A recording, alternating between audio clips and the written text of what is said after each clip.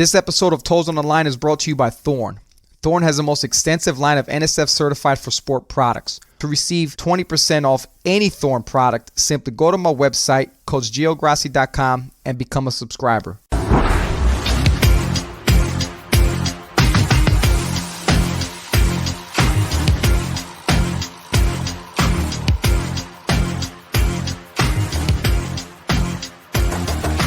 Welcome to the Toes on the Line podcast. I'm your host, Gio Grassi, and today I'm bringing fellow Hawk, Tim Rehm from Monmouth University. I'm going straight Jersey with the first two episodes of season 3, man. We're just keeping it rolling that way. I might just bring another Monmouth Hawk guy on after you, Tim. Thanks for getting on. About time I got you on. And if you can, man, give a little background about yourself, where you've been, what you've done. Former track guy, you are a Jersey guy, which helps out a lot. So go ahead, man. Just take the reins, brother. No doubt. And I appreciate you having me on here, man. You do a great job with this stuff. And, I think it's awesome to be able to put this stuff in podcast form and have people, log in and hear about the way different people do things. But like my background, maybe a little different than the way some people kind of came up in the ranks, but I graduated Springfield College in 2008. Got that Springfield College Strength Army out there. You go to any conference, man, you see them running around. But like a fraternity. Yeah, it really is, but I'm definitely proud of that. And I had a tremendous experience there. While I was there, did internships with UMass and with Holy Cross. So that kind of got me going. And then my final internship, I was actually fortunate enough to do with Jerry Palmieri and the New York Giants, which, we certainly share that bond of love for the Giants and experience working with the Giants. So yep. Did that both in 2007 and 2008. Jerry Palmieri, he's been my mentor from day one, both just as a person and as a strength and conditioning coach. A lot of what I do basically started from experiences I had with Jerry, as well as Marcus Paul, who I had a tremendous amount of, time to work with him and learned a lot from both him and Jerry. So very grateful for that. Was very fortunate enough that, a lot of people then go the GA route or interning, like further internships. I was actually very fortunate enough to get a job as an assistant strength and conditioning coach at Monmouth University here in New Jersey in August of 2008. And it was really just me and one other guy. And we worked with all the teams that we had. And I was also fortunate enough to work with football as the head guy from day one. So even though I was an assistant, the head guy kind of worked with the basketballs and I worked with football. So that's where I was able to start my work with Coach Callahan, who's been the only football coach that Monmouth University's ever had. And he's been a tremendous person for me in my life, as well as just, a coach who does everything the right way, from an ethics and moral standpoint, but also, has the track record of wins and losses and championships in multiple leagues, Northeast Conference, Big South, and, now as we walk, go into the CAA with a full head of steam. So, he's been great. I was at Monmouth. That was my first time at Monmouth. I worked there until 2015, in which then I jumped over to Fordham University, worked there for 3 years, made some great connects there, as well as our head coach at the time for my first year was Coach Joe Moorhead, and was able to use that, basically that friendship and that, relationship that we developed to get a job down at Mississippi State, where I worked for just 1 year in 2018 and worked under Coach Anthony Paroli, who's now the head strength and conditioning coach for the Tampa Bay Buccaneers, and had 1 year there. And then, just kind of decided that, I would say it was motivated by two real things. Number one, just trying to get out of the Deep South and come back to my home of the Northeast, where there just happened to be a job open at Monmouth University again. So I came back here. Certainly wasn't in the same role. Like, this school had changed a lot. The department had changed. Facilities had changed. So that, as well as just coming back to this level, going from FBS to FCS, where I just felt like I had a little bit more influence on the student athletes here. Like, I felt like we just kind of jibed a little bit more. Maybe it's regional, and it's me being a Jersey guy dealing with people who are from the Northeast.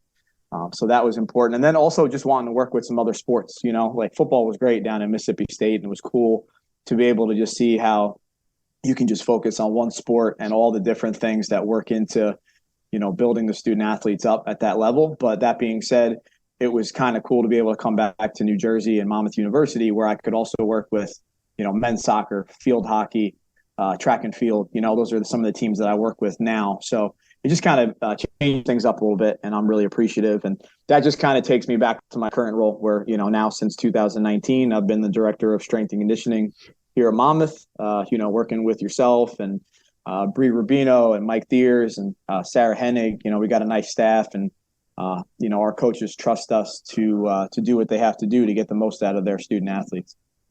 Yeah, and I want to touch base on Coach Callahan real quick, because I remember when I first got here, when you brought me on board, and I was using the polars and stuff, and I was like, hey, is he receptive to this thing? And you told me straight up, hey, he's been doing it for a long time, and he's all about change, which I thought was pretty cool, because most coaches, we can agree, just kind of stay stuck in their I've done it this way mentality. You know what I'm saying? So how have you seen like Coach Cal evolve over the years with how he makes decisions with his team, his players, and just throughout the course of a football season? Yeah, I think one of the great things about Coach Callahan, and probably something that's just helped him be so successful, is his just willingness to be open to new ideas and new ways of doing things. The way we run our program now in strength and conditioning is very different than the way we started back in 2008. And I'm sure the way he runs his football program is very different than the way he ran it back in 1993. Rather than just saying Coach Cal's been here for 30 years, but I wouldn't in the least consider him like an old school football coach, because he's not just like set in his ways. Hey, this is how we've always done things. He understands that he needs to surround himself with people who might bring some new ideas in, and he's open to it. Is he always going to say yes? No, but I think he trusts the people who are, the experts in their different fields to come in and say, listen, this is going to help our football team. This is going to help our individual student athletes. We have a ton of conversations, probably speak at least once every single day about any kind of topic. And, I'll bring things to him. And that's one thing I could always say is I truly feel like he's always given everything that we brought to him like a chance, I'm really appreciative of that. Okay. Cause I say that to say this is a funny story. So I interviewed for a job at, FIU years ago, and Butch Davis was the head coach. I don't know if he still is. No, it's just funny though. So Butch Davis, I think he was the defensive coordinator when Dallas won the Super Bowl. So in the interview process, Tim, he goes up to me. He's like, hey, if I wanted you to implement racquetball as a quote unquote speed conditioning session with the football players or defensive line, what would you be willing to have our guys play racquetball? And my response to him was, probably not, because I don't want no one to get hurt playing, doing something that they're probably not used to doing. And then he counters me and goes, what if I told you in 1994, we did that with the defensive line at Dallas, and that helped us win the Super Bowl? Tim, in the back of my head, I was like, no fucking shot. Racquetball won you the fucking Super Bowl, bro. I'm pretty sure. It was definitely the racquetball. It probably was. I got to go back and watch that film. But it's like, so I say that to say this, like stuff like that, like being stuck in like, hey, we've done it like this before. And we're going to try to continue to do it. But Coach Cal being the guy that's very open and receptive. And I think that's pretty cool for two reasons. One, a guy that's been coaching for a very long time, and two, a guy that started a program and continued to, I guess, evolve a program versus someone who, might have a role, continue, and then they're just stuck in that mindset of just being closed-minded with playing racquetball from 93 to 2023. You know what I'm saying?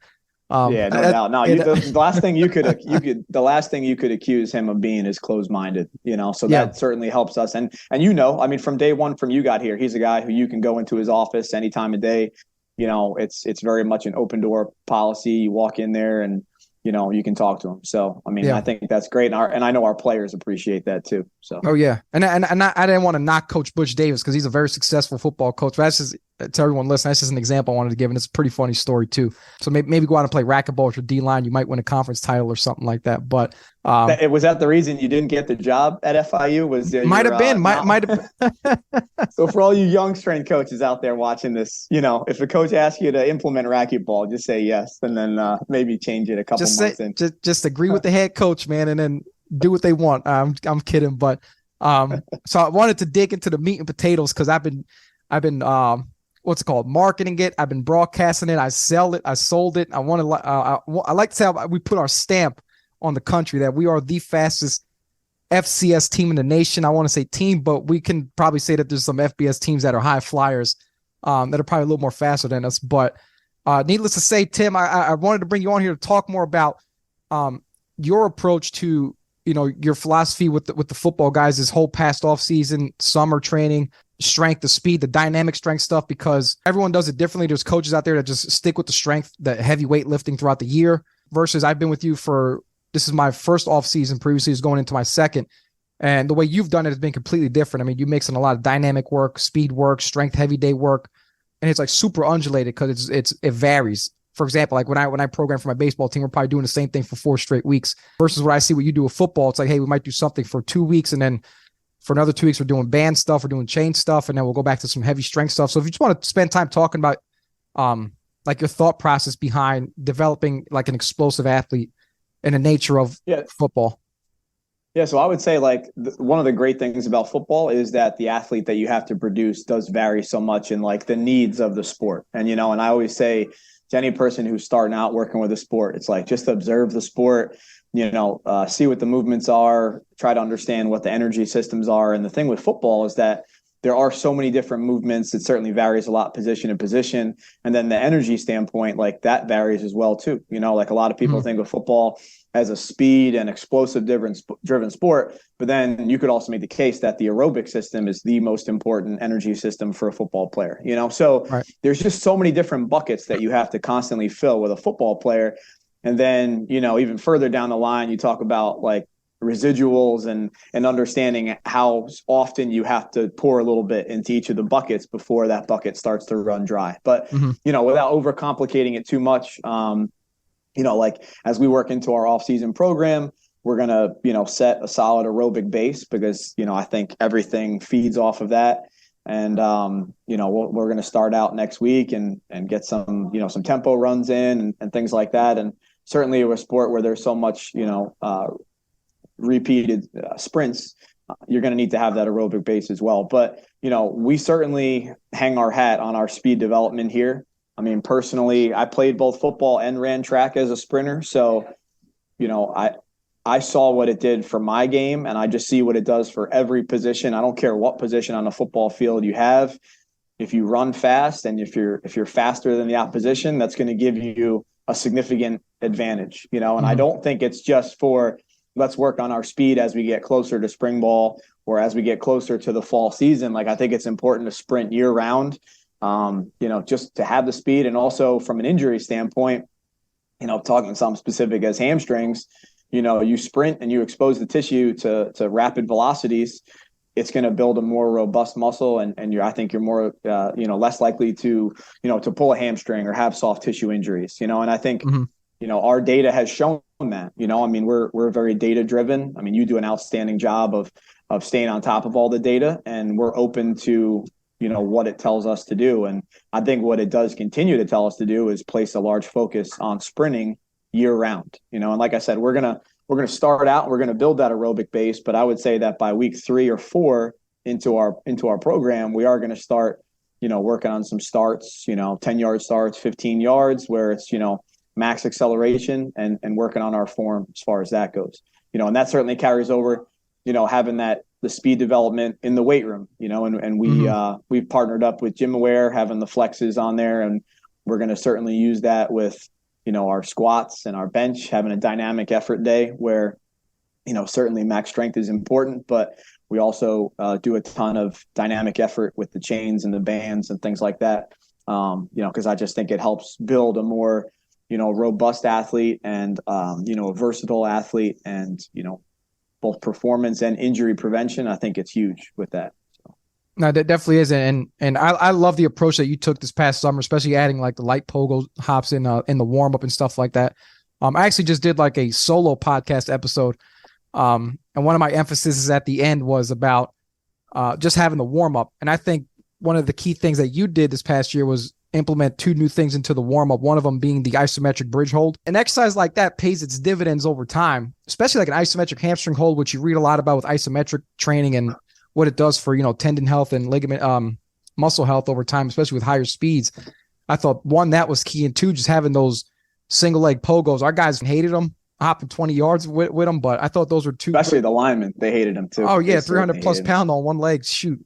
I mean, They're going to hate him this year too. So yeah, you know what? And they'll love us at the end when, like, two things. One, we haven't had a calf or hamstring injury over time. And two, we've been able to run fast throughout the course of the season, which I don't want to say a lot of teams don't see, but teams who don't have that data can't identify. But we were able to identify it. And I can sit back and say you did a great job with changing the warm up with those two things, and it's just continuing to train guys in that dynamic effort phase. Because I remember when we got Mario in as an intern, we were doing a lot of dynamic effort stuff, and Mario was like, man, these guys aren't strong. I said, Mario, we're not even training for strength, man. These guys are strong as hell. And then we're running outside, and Mario's like, these guys are pretty damn fast. I'm like, dude, we're like 22, some guys 21 miles per hour. But yeah, speed wins the game, man. You know, and I think with your track background and where you've been and people you learned under, I think, you know, I can gladly say we were probably the fastest, most resilient team in the nation this past year. yeah, and I mean, hey, the data says it, you know. So I mean, you know, it's not just a matter of saying it; it's having the data to back it up. So,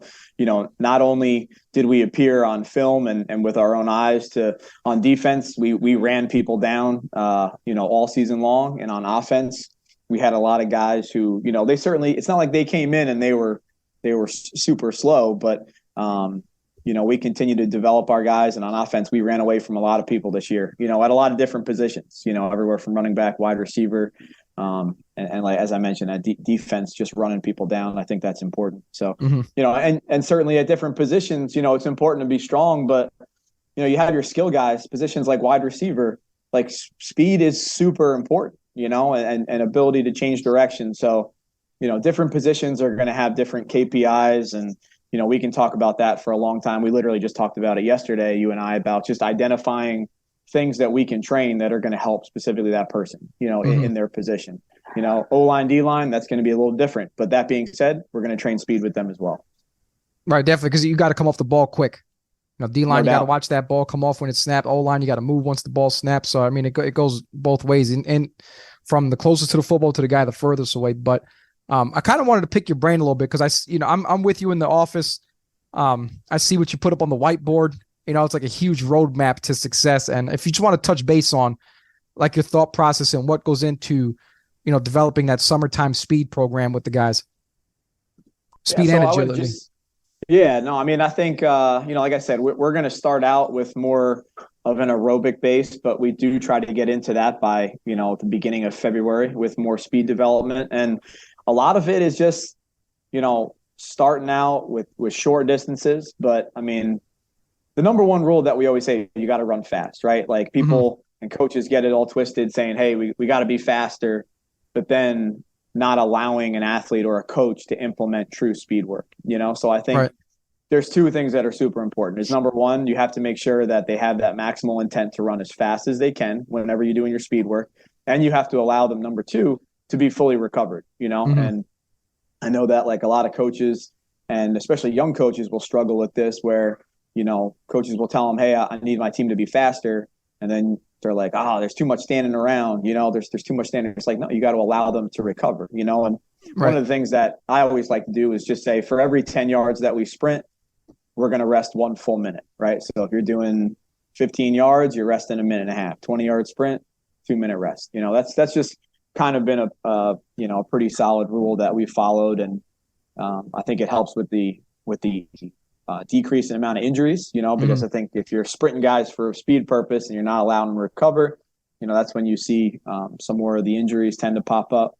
But just our development, I think it helps a lot.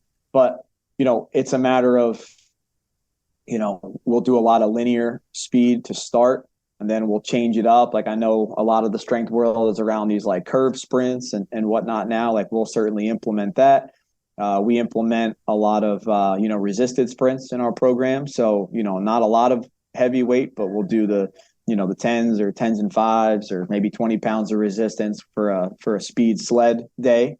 We'll have days where we're doing, you know, like for the big guys, they'll do prowler pushes and they'll maybe push resisted for 10 yards and then they do a release. You know, we just try to develop speed, but also have it be similar to the types of demands that they're going to have placed on them out on the field, you know? So that's really, I mean, I try not to overcomplicate it. It's like, expose them to some different forms. We'll do a little bit of overspeed with bungees, like late in the summer. We don't do a ton of overspeed, but I would say, just having these guys go out and just get real quality work where they're running as fast as they can and allowing them to recover from it. So. Yeah, I think we've also done a good job, like post camp, because camp is just like let the guys practice, let them recover. Like once the season started, I think we did a good job of just allowing coaches to have us, yourself, run these guys, during a practice where we're like, hey, we're not hitting these speeds, let's get them going in practice. So I think that also helped in mitigating as much hamstring injury as possible.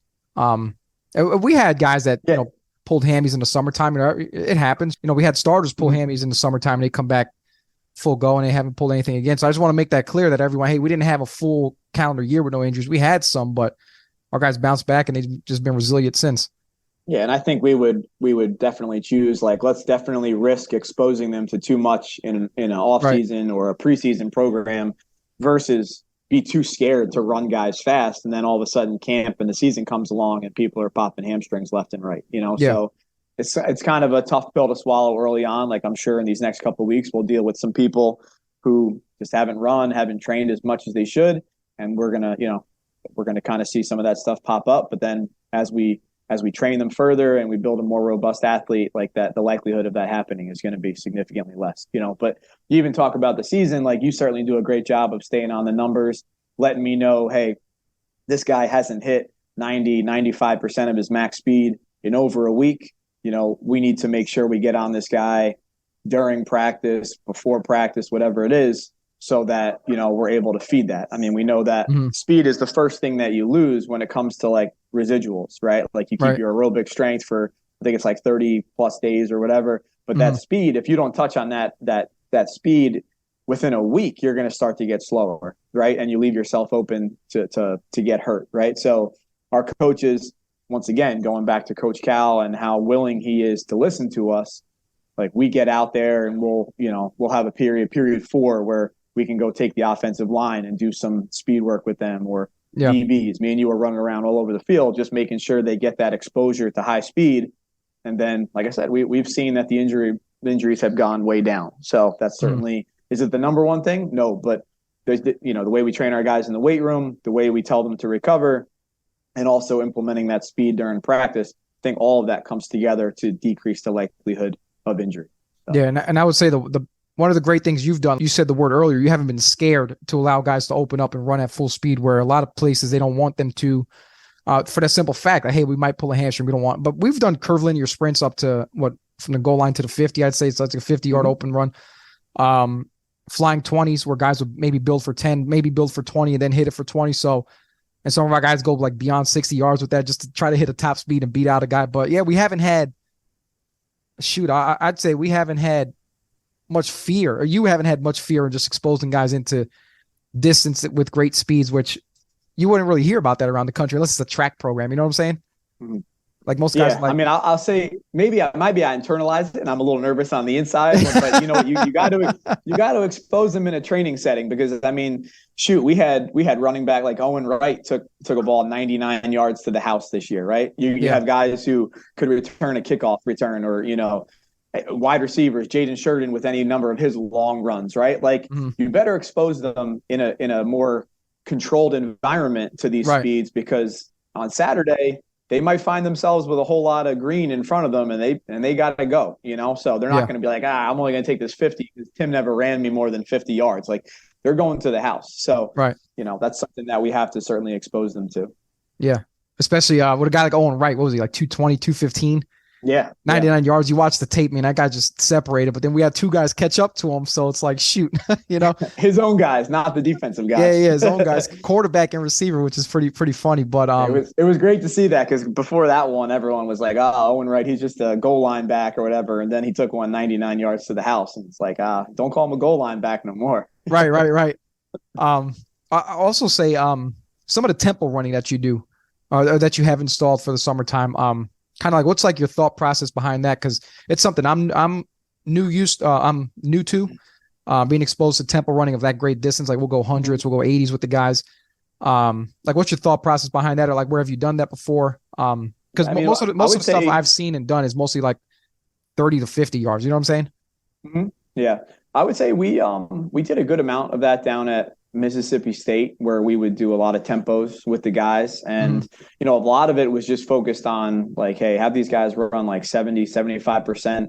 Like they should almost be able to, I mean, I don't really want them to, but they should be able to have like a conversation at the end of a run and not just be too gassed. And really what it goes down to is just trying to build up like that aerobic base, rather than saying, hey, to build up an aerobic base, we're just going to send these guys out on a 3 mile run. Like we don't do it that way. But I strongly believe that, starting out with maybe 12 tempo runs in a session where, our skill guys are running anywhere from like 80 to 100 or even 110. Big skills, maybe somewhere, 60 to 80, big somewhere like 40, 50. You'll do like any number of them, 75% effort, 45 to 55 seconds of rest in between each rep. I think that really helps us once again establish a real solid aerobic base from which we can develop everything else, and I think I like doing them early in the week. Some people like to come in and have talked about doing like speed work on day one with like a high-low intensity model or something like that. I love doing tempo runs on a Monday because, some of these college age dudes, they're getting, to whatever over the weekend, not putting the right kind of stuff in their bodies. Maybe the sleep isn't great. So I think it's a great way to just, kind of activate the bodies and almost serve to activate them for a better speed day on, say, a Tuesday. So Okay. we'll get a lift in, we'll go out, we'll do some tempo runs, and then I think that helps us have a more efficient speed day on, say, a Tuesday or a Wednesday. Having just woken the bodies up a little bit more and almost like a flush of the system to do that. But, like I said, aerobic is very important. So I'm not going to just say it's speed, speed, speed, because a solid aerobic base is going to unlock more potential for speed as you develop it down the road. So. Okay. What, so you mentioned Mississippi State, like what, now I'm always curious and I'm always asking you questions in the office, but like, what are some like differences you see from like those guys at that level, SEC, FBS versus what you see at our level, FCS, with like just like performance in general, like high speed performance? Yeah, I mean, it was pretty impressive. I mean, we had, like, the year I was there, we had 3 guys, I think, that were first round draft picks. And like one of them was like Montez Sweat, who's a defensive end for the Washington Commanders now. And he was like 260 pounds and the dude ran like a deer. I mean, I think he was like a 4.4 or 4.5 40-yard dash, where I was used to seeing DBs and wide receivers run this speed, like more from an FCS level. And then you see someone like him who was able to run the way he was able to, being as big and as effective on a football field as he was. Like, and I realized like that's the difference between a guy who's going to be an elite SEC player and a first round draft pick. Like that's the kind of like creature that you got at a level like that, and then you just imagine what a guy like that can do on a football field. So Right. That was pretty cool to see. Where's he from? What part of the country? But yeah, I mean, you definitely. I don't think he's from the deep South, because I want to say, Okay. maybe Georgia. Actually, you know what? I think he might have been Georgia, but I know that he originally started out at Michigan State and then he transferred. I think he was Michigan State as a tight end. And then I want to say he transferred to Mississippi State. So he had that like kind of big skill background of being able to do some pretty athletic things on a football field. But I don't know if he made the switch to D end at Michigan State or he made it when he went to Mississippi State. But when I was there with him just that one year, he was a defensive end and he was pretty well regarded around the country. So Okay. I would say for me, like the biggest thing, I remember when I was at with the Giants in 2017, and I went to Fordham in 2018. I'm looking at some guys who are linebackers on Fordham, and I'm thinking they're playing safety, but they're not. That's just like the body type difference. I'm used to seeing Landon Collins, you know what I'm saying, like a 225, 230 pound safety. And I get to Fordham, and there's a kid, Glenn Cunningham. And my first conversation with him was, I said, "What are you, a strong safety?" Or he's like, "I'm a linebacker, dude." I'm like, "What? Like 210, bro? Like what?" Great kid, great athlete, but that's just like the huge difference is that is sometimes go unnoticed between FCS and like those higher levels of sport. Because we had who was our linebackers at the time on the Giants? Devin Kennard, DK. I think he's like Michigan State guy. I think he was, but he was like 255, 250, like a Montez Sweat, like a big body, So I was just like blown away with like just the differences. But then you have a guy like Jack Rabbit, who's a pretty slender guy, long ass shin, so he can cover hella ground when he sprints. So, you were on the Giants with was Derek Ward there with that 3-headed monster, or just Jacobs and Bradshaw? Yeah, I mean, you had all three of those guys. So I mean, that's the person I go back to is Jacobs. I mean, Okay. I remember they were telling him constantly, like, "Hey, man, you got to stay below this amount of weight, or else you're gonna get like fined or whatever." Which would be pretty funny because as an intern, I'd be the guy who would be doing the weigh-ins, and he might come in heavy one day. He's like, "Hey, what are you writing down on that piece of paper?" But I mean, he flew. I mean, Brandon Jacobs, he flew for a big guy. Like he was 250, 260 pounds at running back, and he was also a dude who was able to run away from people. You watch some of his runs, and for a guy that size, but yeah, I mean, Derek Ward, he was a thick dude. I mean, you had Ahmad Bradshaw, that was his freshman year. Bradshaw was probably a little bit more what you would think of with the size and stature of a running back. But, Okay. You got to think about dudes at that level having a little bit of thickness on them to be able to withstand the wear and tear of the NFL game. But it's incredible when you look at that, whether it's the SEC level where I was at with Mississippi State or the time that we spent with the Giants in the NFL. I mean, just the size of people and the velocities and the power that they're able to move with, it's incredible. It's just fun to watch. What are some things? I never worked with Paul Murray. I worked with Aaron Wellman, but Paul Murray, I think, was doing operations when I got there. What are some things like he's like from 2007, like being that's almost, how many years ago was that? 15 or something like that, I think. Yeah, it's getting long. Yeah, 15 now. So far removed. Yeah. Like how far has like speed training with like a football player come from then to now? Like what are some things like him and Marcus Paul used to do? I mean, there were a lot. They were. I mean, even though Coach Palmieri had been around coaching for a while, he had been in the college ranks for a while at like Kansas State, Boston College, and he had been in the league for a while when I got there.